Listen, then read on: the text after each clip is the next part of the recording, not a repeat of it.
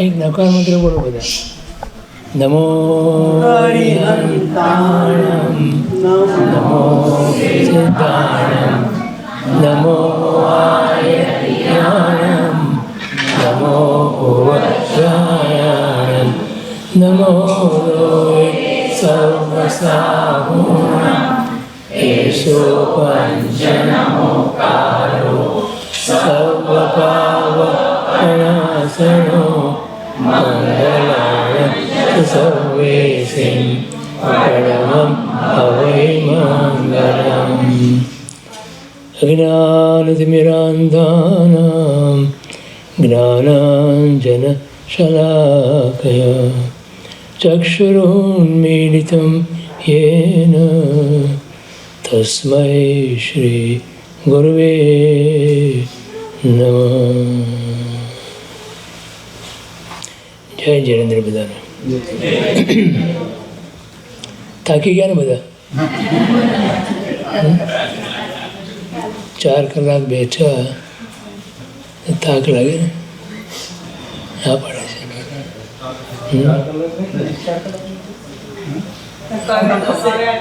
Oh, give or take few minutes here or there.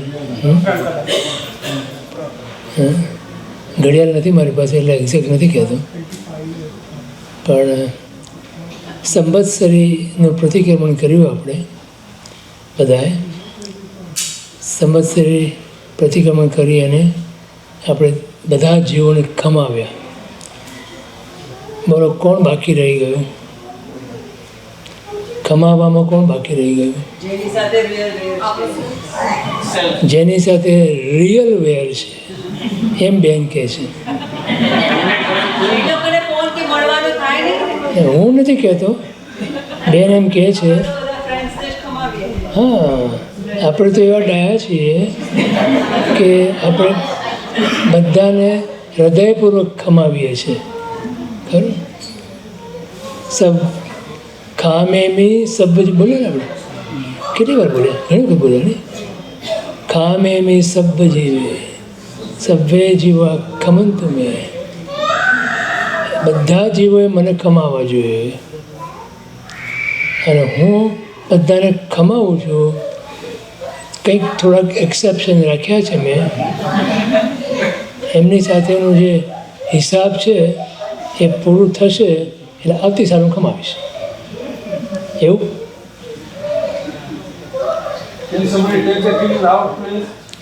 તમે કદાચ ભગવાન મહાવીર અને ગોશાળાની વાત સાંભળી હશે.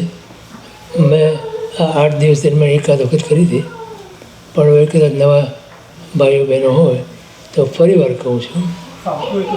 હે, હિન્દીમાં બોલું? હા,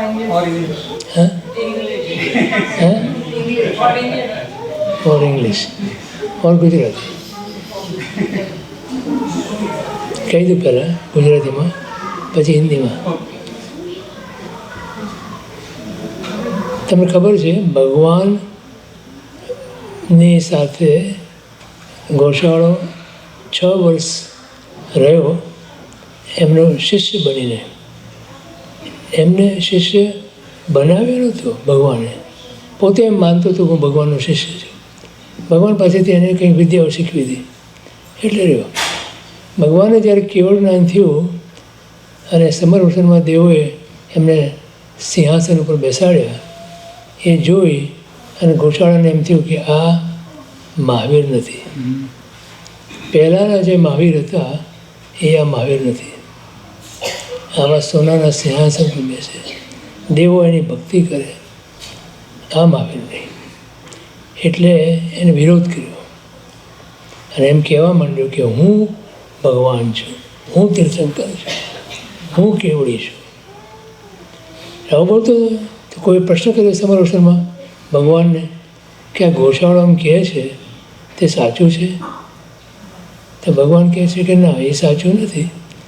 એ તો મંખળી પુત્ર ગોશાળક છે, ગોશાળામાં જન્મ્યો હતો એટલે ગોશાળક છે. અને એ કેવડી નથી, એ ભગવાન પણ નથી અને એને સમ્યક દર્શન પણ નથી. આ સાંભળ્યું અને ગોશાળો તો ધુઆ ફુવા થતો સમરસરમાં આવ્યો, ભગવાનનું અપમાન કર્યું, જેમ તેમ બોલવા માંડ્યો ભગવાનની સામે. અને જ્યારે એને બે ભગવાનના સાધુ ઊભા થઈ અને રોકવા પ્રયત્ન કર્યો, તેણે પોતાની પાસે જે વિદ્યા ભગવાન પાસે શીખ્યો હતો તેજોલેશ્યની, એ તેજોલેશ્ય મૂકી અને બંને શિષ્યોને બાળી નાખ્યા. તમને પ્રશ્ન થાય કે ભગવાને એ બે શિષ્યોને કેમ બચાવ્યા નહીં? કોઈને થાય જ પ્રશ્ન? હાથ ઊંચું કરો.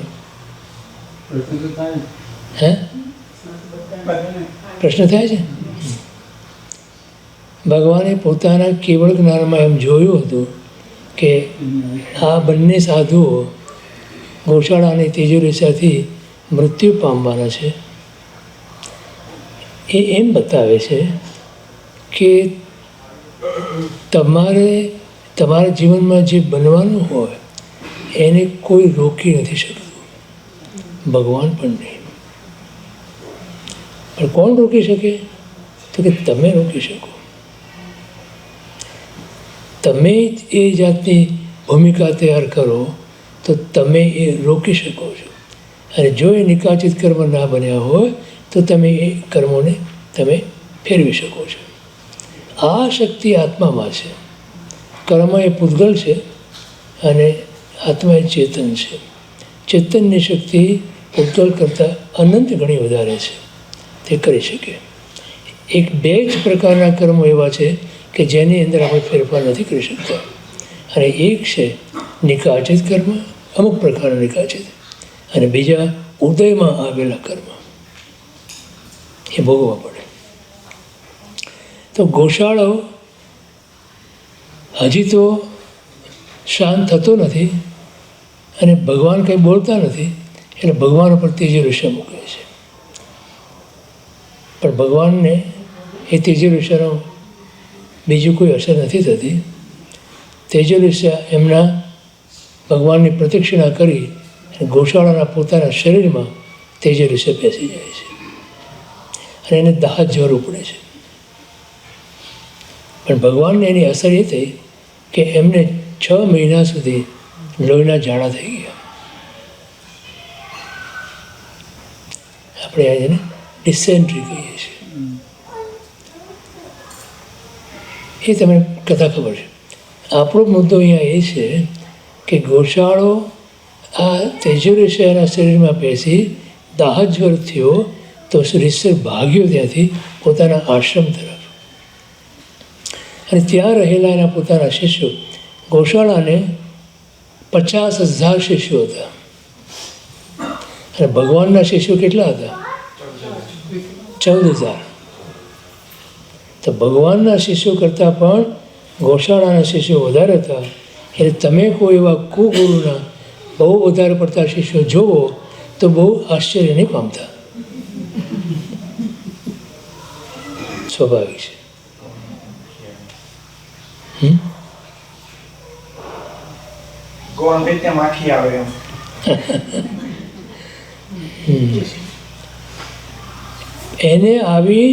એને ખબર પડી કે મારું આયુષ્ય હવે 7 જ દિવસનું છે, 7 દિવસ પછી હું મળી જવાનો છું.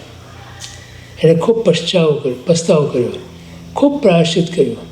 એટલું જ નહીં પણ પોતાના શિષ્યોને એમ કીધું કે તમે આખા ગામની અંદર હું જ્યારે મૃત્યુ પામું ત્યારે મારા શબને ફેરવજો અને કહેજો બધાને કે આ ગોશાળો અમારો ગુરુ થઈને બેઠો હતો એ ખોટો હતો અને એણે ભગવાનનું અપમાન કર્યું હતું અને એ પોતે એમ જે કહેતો હતો કે હું ભગવાન છું, કેવળ જ્ઞાની છું, એ ખોટું હતું. એવું એણે પોતાના શિષ્યોને કહ્યું. એણે ખૂબ પસ્તાવો કર્યો કે મેં આ ખોટું કામ કર્યું અને બધા શિષ્યોને કહી અને પોતે આ રીતે પ્રાયશ્ચિત કર્યું. તો મરતા પહેલાં એને સમ્યક્ત્વની પ્રાપ્તિ થઈ. સમ્યક્ત્વની પ્રાપ્તિ થઈ અને આયુષ્યનો બંધ નહોતો પડ્યો, એટલે અત્યારે એ દેવલોકમાં છે. બરાબર? હવે શું થશે? દેવલોકમાંથી એમ ત્યાંથી ચવી અને મનુષ્ય થશે. એટલું જ નહીં, પણ રાજા થશે. રાજા એટલે પ્રાઇમ મિનિસ્ટર. હે? રાજા એટલે પ્રાઇમ મિનિસ્ટર. રાજા એટલે પ્રાઇમ મિનિસ્ટર, કિંગ. અને એક વખતે ઘોડા પર પોતે સવારી કરીને નીકળશે ત્યારે એના ઉદ્યાનની અંદર એક મુનિ મહારાજને કૌશિક ધ્યાને રહેલા જોવે છે અને એમને ઘોડા પર બેઠા બેઠા લાત મારીને મુનિ મહારાજને પાડી નાખે છે. મુનિ મહારાજ તો ઊભા થઈ જાય છે, ફરી પાછા કૌશિક ધ્યાનમાં ઊભા રહી જાય છે. ફરી પાછો ઓલો એક ચક્કર મારીને આવે છે અને મુનિને ઊભા ત્યાં જોવે છે, ફરી પાછા લાત મારીને પાડે છે. એમણે 3-4 વખત કર્યું. તો મુનિ વિચારે છે, પોતાના જ્ઞાનમાં જોવે છે કે કયો જીવ છે, કેમ આમ કરે છે, કેમ આ આશાત ન કરી આવી. પોતાના જ્ઞાનમાં જોવે છે કે આ જીવ તીર્થંકરની અસાધના કરીને આવ્યો છે. મુનિ મહારાજ આકાશ માર્ગે ચાલ્યા જાય છે, પણ એ રાજા બનીને આવેલા ગોશાળાનો જીવ ત્યાંથી મરી અને 7મી નરકે જાય છે. અને જે વખતે એણે મુનિ મહારાજને લાત મારીને પાડી નાખ્યા તે જ વખતે એનું સમ્યક્ત્વ પણ વમી ગયું. અને સમ્યક્ત્વ વમી ગયું એટલે એ નરકમાં જાય છે. હવે એક નરકની અંદર 7 નરક છે ને, એક નરકની અંદર એ ગોશાળાનો જીવ 2 વખત જશે.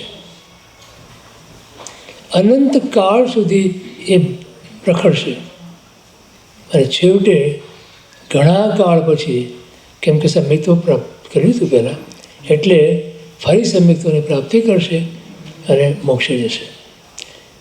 આપણે અહીંયા વિચાર એ કરીએ કે એક વખત સમ્યક્ત્વની પ્રાપ્તિ કરી, દેવલોકમાં ગયો, પશ્ચાતાપ કર્યો એણે, તો આમ કેમ? તો એણે પોતાના શિષ્યો આગળ પોતાનો ગુનો કબૂલ કર્યો, પોતે ખોટું કર્યું હતું એ કબૂલ કર્યું, પણ જેનો અપરાધ કર્યો હતો એવા ભગવાન મહાવીર સ્વામી પાસે જઈ અને એણે પોતાનો ગુનો કબૂલ પણ ના કર્યો અને એમની પાસે માફી ના માગી, ક્ષમા ના માગી.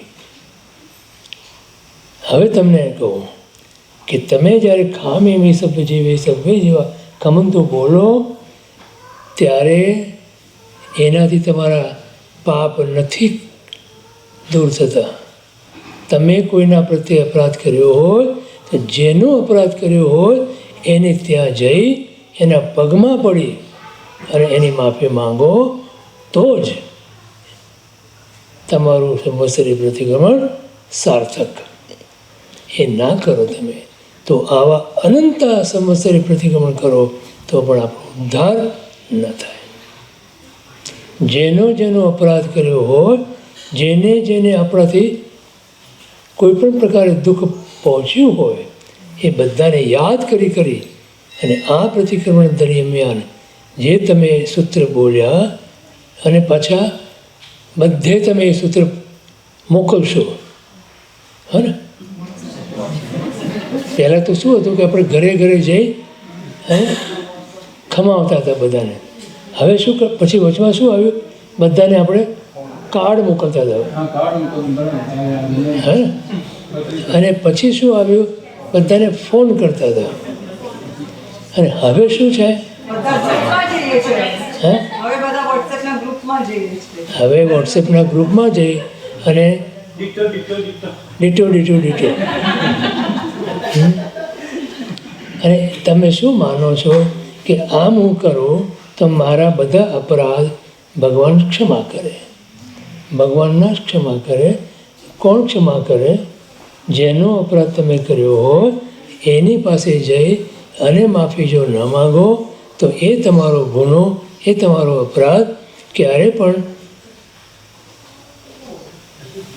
દૂર ન થાય તમારા આત્મા ઉપરથી. અને એ તમારે ભોગવવું પડે.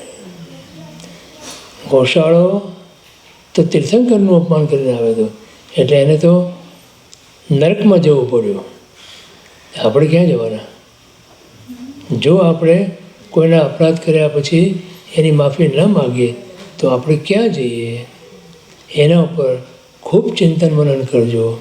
અને તમને કાંઈ સમજાય નહીં કે પ્રશ્ન થાય તો મારો નંબર આ લોકો પાસે છે, તમે પૂછજો, હું તમને જણાવીશ કે શું કરવું જોઈએ તમારે.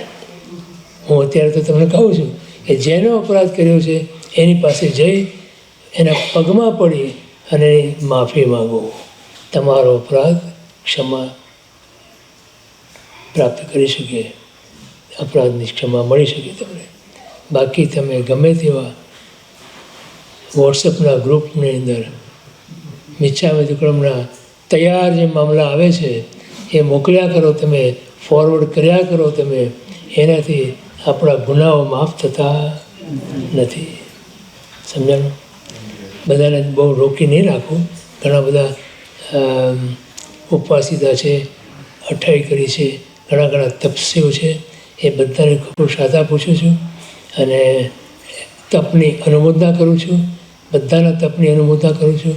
તમારા સંઘની અંદર ખૂબ સુંદર સાધના આરાધના થઈ રહી છે, એની પણ અનુમોદના કરું છું.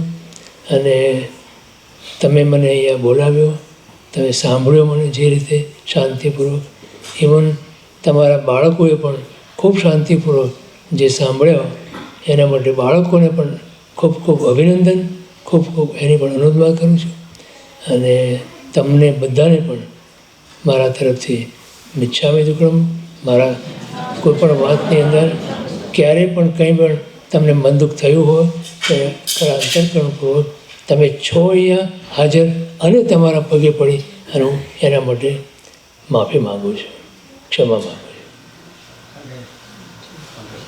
જય જય.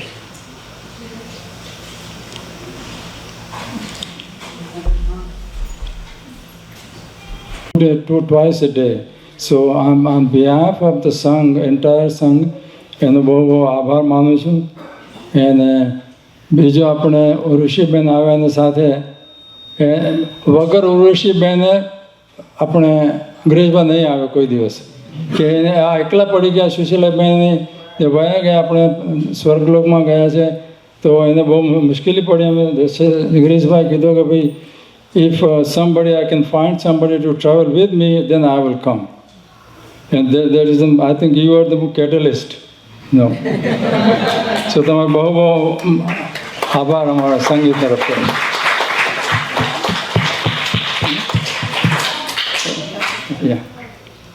બતાવી કે બધા માણસો કોઈ આ એમ નથી તો એનો ખબર તો પડે ને. ગૌરવેશભાઈ બધા આવી જાઓ. So on behalf of the Sangh, I would like to present a shawl to the Girish Bhai, and I would like to...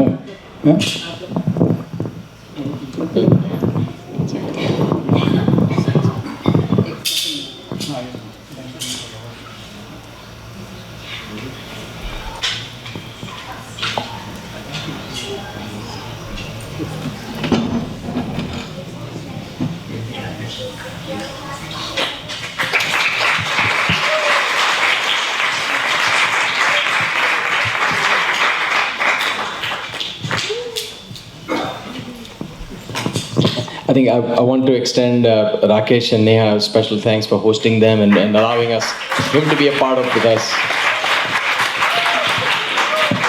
And another news that Karthik and his family, they are moving from here, so this is a farewell to them also. Karthik, they are moving to San Francisco area. We're going to miss him and his family because he always Sunday, help us in Sunday morning. And then બધા છોકરા એ ક્લાસમાં જાય રેખાના આપણે નેહાની સાથે. So he got a prize, I think, one of the prize winner in the Jaina essay competition. So we're going to miss him, Thank you very much.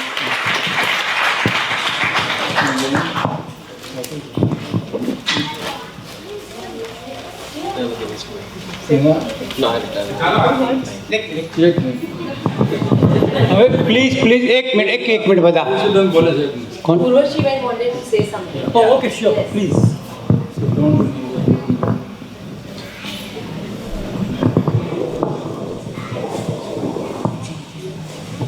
જય જિનેન્દ્ર બધાને you really don't have to thank me it is my pleasure અને બધું મારા જ લાભ માટે હું અહીંયા આવી છું અને મને આવી ઓપોર્ચ્યુનિટી મળી એના માટે ખૂબ ખૂબ થેન્ક યુ ગિરીશભાઈ સાથે ઘણા બધા આવવાવાળા હતા પણ I got a chance and એ પ્રભુની કૃપા છે અને તમારા બધાનો સહકાર છે થેન્ક યુ વેરી મચ અને થેન્ક યુ મિચ્છામી દુક્કડમ ફરી ના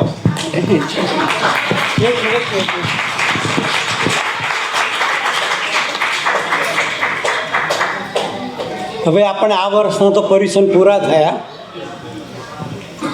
આપણા તો આ વર્ષના પરીક્ષણ પૂરા થયા અને કાલથી આપણે આપણા રોજિંદા કામે હવે જેમ આપણે આપણા જીવનમાં આગળ વધવાનો પ્રયત્ન કરીએ છીએ સાથે સાથે એવો પ્રયત્ન કરીએ કે નેક્સ્ટ પર્યુષણ આવે પહેલાં હું મારા આત્માના ધર્મમાં પણ આગળ વધું એ જ બધાની શુભેચ્છા ભાવના એવું રાખીએ અમે પણ તરીએ અમે અમારા સંઘને બી સાથે લઈ જઈએ એવી બધાની શુભેચ્છા અને ભાવના આપણે રાખીએ